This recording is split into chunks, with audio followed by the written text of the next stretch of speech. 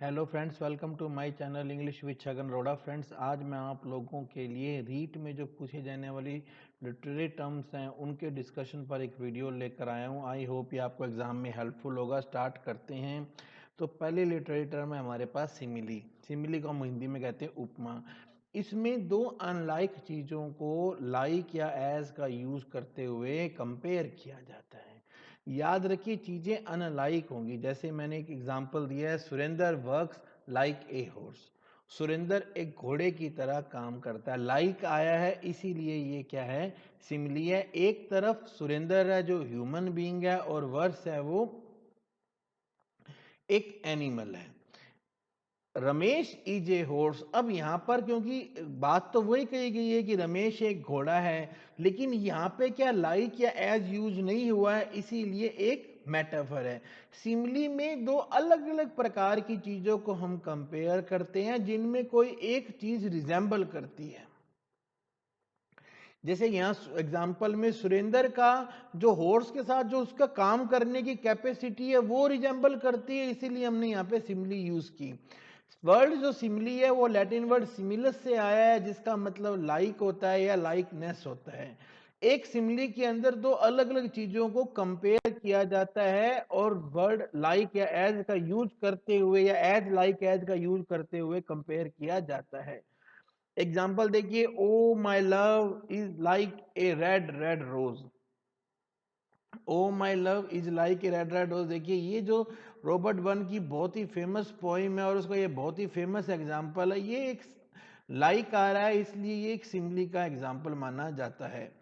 Simile में different objects या different events के बीच में लाइकनेस को शो किया जाता है। हम दो चीजों को साइड बाय साइड रखकर उनमें जो कॉमन फीचर है उसका यूज करते हुए उन्हें हम कंपेयर कर देते हैं। जैसे कि एक लाइन देखिए, the girl sing like a night angle. एक लड़की जो है वो एक बुलबुल की तरह गाना गाती है। दोनों में कॉमन चीज है गाना गाना। अब यहां पर हमने लाइक का यूज किया है, इसीलिए क्या है, ये एक सिमिली है। एक तरफ एक लड़की है और दूसरी तरफ क्या है, एक बुलबुल है। दोनों में एक ही चीज कॉमन है, गाना गाना कॉमन कॉमन है। इस तरह से हम कह सकते हैं सिमिली के अंदर दो एसेंशियल एलिमेंट होते हैं कि पहली बात, जिन चीजों की तुलना की जाएगी वो अलग अलग होनी चाहिए। That must be different in kind. वो अलग अलग होनी चाहिए। अगर हम ये कहें कि लड़की अपनी सिस्टर की तरह गाना गाती है तब कोई सिमिली नहीं है, तब वो सिंपल कंपैरिजन बन जाएगा। क्योंकि जो कंपैरिजन किया जा रहा है वो एक ही प्रकार का कंपैरिजन है, यानी कि एक पर्सन का एक पर्सन से अगर हम करेंगे तो वो है कंपैरिजन। लेकिन अगर हम एक पर्सन को किसी और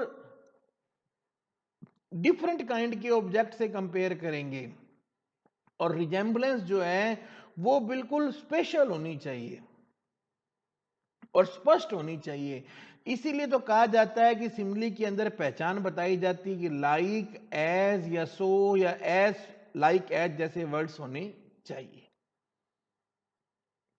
मेटाफर, एक मेटाफर जो है उसके अंदर भी दो बिल्कुल अलग अलग चीजों के बीच में सिमिलैरिटी होती है। जैसे कि मैंने बोला सोनू इज ए लॉयन। यहां पे एक पर्सन है जिसका नाम है सोनू, उसके अंदर उसे मैंने क्या बोला, सोनू तो एक लॉयन है, एक शेर है। मतलब सोनू इतना ज्यादा बहादुर है जैसे शेर बहादुर होता है। मैन इज ए वॉल्फ, आदमी तो एक भेड़िया है। मेटाफर में हम क्या करते हैं कि एक चीज की जो क्वालिटी है उसे दूसरी चीज की क्वालिटी में कंपैरिजन के बिना ही डाल देते हैं। जैसे हमने बोला द शिप ऑफ लाइफ या द शिप ऑफ डेजर्ट। हमने बोला कि द विंटर ऑफ डिसकंटेंट। यहां पर अब क्या आप क्या देखते हैं कि कंपैरिजन तो इंप्लाइड है और फुली ट्रांसफरेबल है। सिमिली में क्या होता है कि हम कंपैरिजन को डायरेक्टली बताते हैं। हाँ, वहां पे हम एज लाइक एज शब्दों का यूज करते हैं। मेटाफर में हम डायरेक्टली कंपैरिजन को नहीं बताते हैं। मेटाफर वर्ड जो है वो ग्रीक शब्द मेटा से बना है, जिसका मतलब होता है ओवर, और फर का मतलब होता है कैरी करना। मतलब एक कैरी ओवर, एक शब्द को हम दूसरे ऑब्जेक्ट के साथ साथ ट्रांसफर कर देते हैं या उस शब्द की जो पावर है उसे दूसरे ऑब्जेक्ट पर कैरी फॉरवर्ड कर देते हैं।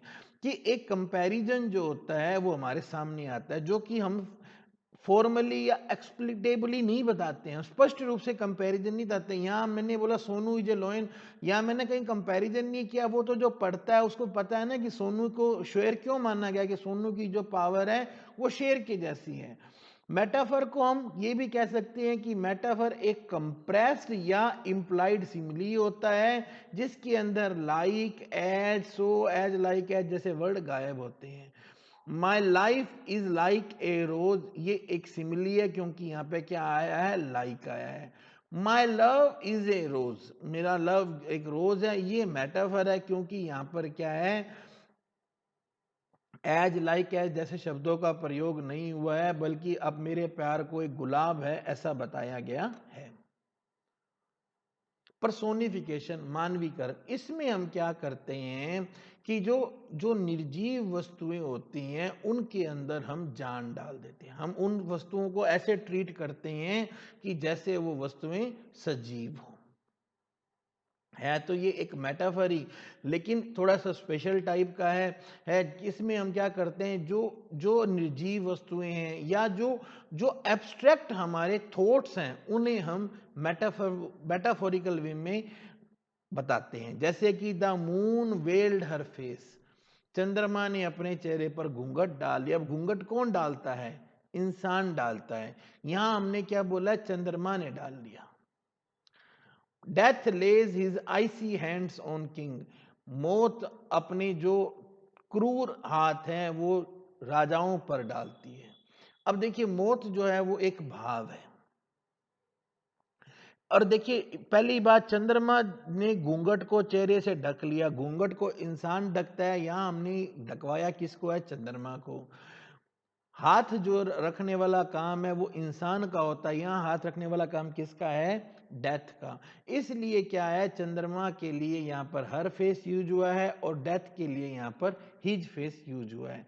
आप एक बात को और भी देख सकते हैं कि जहां कहीं भी पर्सोनिफिकेशन होता है, ये मेरी एक ट्रिक है, लगभग कामयाब होती है, कि आप पर्सोनिफिकेशन जहां भी होगा वहां पर आप देखेंगे कि वो वर्ड जो है वो एक प्रॉपर नाउन में कन्वर्ट हो जाएगा और उसका जो पहला वर्ड है वो कैपिटल हो जाएगा।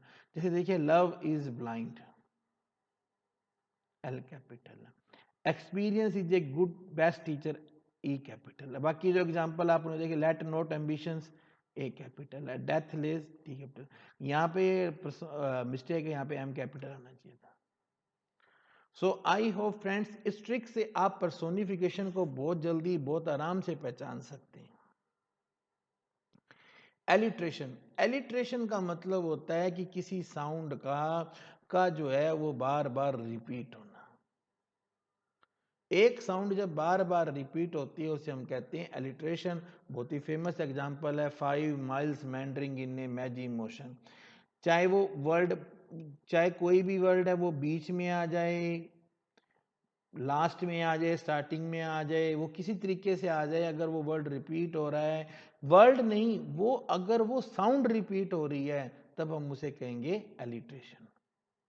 दो तरह की होता है, एक होता है कंसोनेंस और एक होता है एसोनेंस। कंसोनेंस जो होता है वो अगर कंसोनेंट साउंड्स रिपीट होते हैं तब हम उसे कहते हैं कंसोनेंस, अगर वावल्स रिपीट होते हैं तो उसे हम कहते हैं एसोनेंस, और इन दोनों से मिलकर बनता है एलिट्रेशन। अगर साउंड रिपीट है, याद रखिए साउंड रिपीट है तब होगा एलिट्रेशन, और अगर पूरा का पूरा वर्ड ही रिपीट हो रहा है तब हम उसे कहेंगे रिपीटिशन। जैसे horror horror horror horror everywhere, repetition है। अब जैसे एक और एग्जांपल देखिए, विद ए फ्लड एंड और ए फॉल ऑफ लल ऑफ और ऑल रोर। तो यह देखिए एफ एफ जो है ये रिपीट हो रहा है, यहाँ एल एल रिपीट हो रहा है। तो आई होप फ्रेंड्स ये समझ में आ गया होगा आपको कि व्हाट इज एलिट्रेशन। एलिट्रेशन के अंदर साउंड रिपीट होता है, दो तरह का होता है, एक होता है कॉन्सोनेंस और एक होता है एसोनेंस। कॉन्सोनेंस में कॉन्सोनेंट साउंड रिपीट होते हैं और एसोनेंस में वावल साउंड रिपीट होते हैं। शॉर्ट स्टोरी सबसे पुराना प्रोज फिक्शन का तरीका है शॉर्ट स्टोरी। इसे हम कहानी भी कहते हैं, टेल भी कहते हैं। ये एक बड़ा एलैबोरेट, बड़ा सीधा साधा नरेटिव होता है जिसमें सिंपल सा प्लॉट होता है जो सिर्फ एंटरटेन करने के लिए बनाया जाता है। वैसे तो स्टोरीज प्रोज में ही होती हैं, पर जरूरी नहीं है प्रोज में, वो वर्स में भी हो सकती है, वो कहानी जो है कविता के फॉर्म में भी हो सकती है। एक फ्लेक्सिबल फॉर्म होता है स्टोरी, क्योंकि बहुत छोटी होती है इसलिए इसके अंदर बहुत सारे करेक्टर नहीं होते हैं या बहुत सारी घटनाएं नहीं होती हैं। इसमें ऐसी घटनाएं होती हैं जो कि सेंट्रल सिचुएशन के पास ही होती हैं। हाँ, स्टोरी कॉमिक हो सकती है, स्टोरी ट्रेजिक हो सकती है, स्टोरी रोमांटिक हो सकती है, स्टोरी सटायरिकल भी हो सकती है, लेकिन होगी वो शॉर्ट स्टोरी बहुत ही छोटी सी। और ये याद रखिए, क्वेश्चन आ जाता है कि क्या जरूरी है कि वो प्रोज में ही हो? जरूरी नहीं है सर, स्टोरी पोइट्री फॉर्म में भी हो सकती है। ड्रामा ड्रामा स्टेज पर ऑडियंस के सामने जो प्रेजेंट किया जाता है जिसे हम कहते हैं नाटक।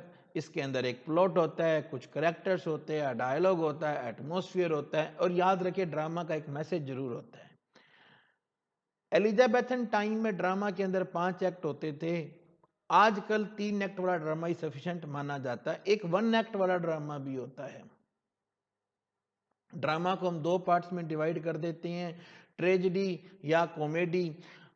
ड्राइडन ने यह कहा था कि ड्रामा एक जस्ट एंड लाइवली इमेज है ह्यूमन नेचर की, representing it's passion, humours and change of Fortune for delight and instruction of Mankind.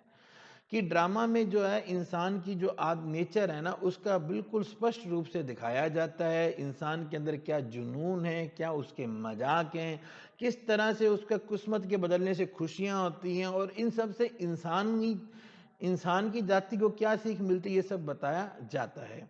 Drama को मैंने आपको बताया 2 पार्ट में डिवाइड करते हैं, कॉमेडी या ट्रेजेडी। ट्रेजेडी में दुख बताया जाता है, कॉमेडी में खुशियां बताई जाती है।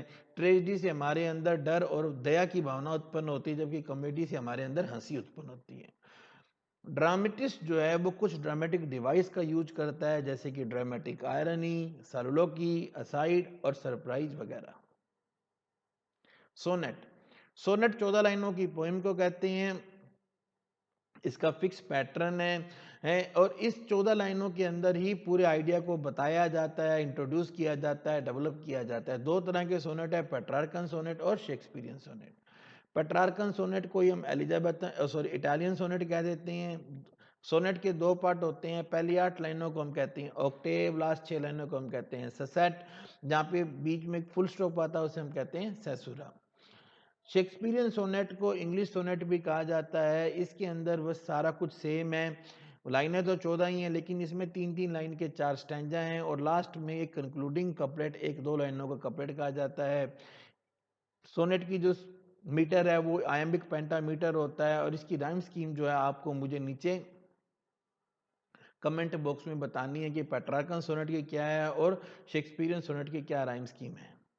एलिजी शोक गीत। शोक गीत जो होता है जिसमें किसी पर्सन या किसी दोस्त के, किसी आदमी के दुख पर मरने पर शोक व्यक्त किया जाता है। ट्रेजेडी जो होती है, एलिजी होती है, बड़ी सोलम होती है, बड़ी मेडिटेटिव, मतलब बड़े सोच विचार करके लिखी जाती है। कुछ खास एलिजी की याद कर लीजिए, जैसे मिल्टन की लिसिडास है, शैली की एडोनियस है, टेनिसन की इन मेमोरियम है। ग्रे की एलिजी है country elegy return a country church yard. ये आम लोगों के बारे में लिखी गई थी, जिसके अंदर जिन लोगों के जो एक्ट थे उन्हें कोई प्रशंसा नहीं मिली, और पोइट ये होता है कि यार ये जो गांव के लोग हैं इनका जो जीनियस है, ये नोबल लोगों का जीनियस ऐसे ही खराब हो गया। टेनिसन की ब्रेक ब्रेक ब्रेक भी एक एलिजी है। थॉमस ग्रे की elegy return a country church yard. ये 5-7 एलिजी के नाम आप याद कर लीजिए, जैसे कि मिल्टन की लिसिडास, शैले की एडोनियस, टेनिसन की इन मेमोरियम, ब्रेक ब्रेक ब्रेक, और elegy return in country churchyard. Rhyme rhyme जो है, जब कोई पोएम आप पढ़ते हैं उसके अंदर जो लास्ट वाले जो वर्ड्स हैं, जो लाइन की एंड में आते हैं, लाइन के मिडल में आते हैं, जब वो वर्ड्स किसी एक स्पेशल अरेंजमेंट में लिखे जाते हैं, जब वो वर्ड्स रिपीट होते हैं, तो उनकी या तो सेम साउंड होती है, जिसके कारण क्या है ऐसे वर्ड लाइन के एंड में आते हैं, जैसे कि डे के साथ आ गया अवे, पफ के साथ रफ, अपीयर के साथ क्लियर। राइम कई तरह की होती है, मोनोसिलेबिक होती है, लास्ट वाला वर्ड मिल जाता है, बाईसिलेबिक 2 वर्ड मिल जाते हैं, पॉलीसिलेबिक 3 मिल जाए, काफ़ी सारे वर्ड्स मिल जाते हैं। राइम जो है वो प्रोनाउंसिएशन पे बेस्ड होती है, ना कि स्पेलिंग पे बेस्ड होती है। जो राइम स्कीम के जो पैटर्न है वो अल्फ़ाबेटिकली बताए जाते हैं, जैसे कि A B A B A B, इस तरीके से बताए जाते हैं। ये जो साउंड की सिमिलरिटी है, इसके कारण मतलब लाइन के एंड में जो साउंड की सिमिलरिटी है, बस वही राइम मानी जाती है। एक पोएम की जो राइम स्कीम है उसमें इमोशनल, म्यूजिकल इफेक्ट या रिदमिकल इफेक्ट पैदा करने के लिए उसके अंदर राइम का प्रयोग बहुत शानदार तरीके से किया जाता है। सो आई होप फ्रेंड्स, ये छोटा सा वीडियो आपको एग्जाम में हेल्पफुल होगा। आपने अपना कीमती समय दिया, इसके लिए आपका बहुत बहुत धन्यवाद। आपका दिन शुभ हो। जय हिंद, भारत माता की जय।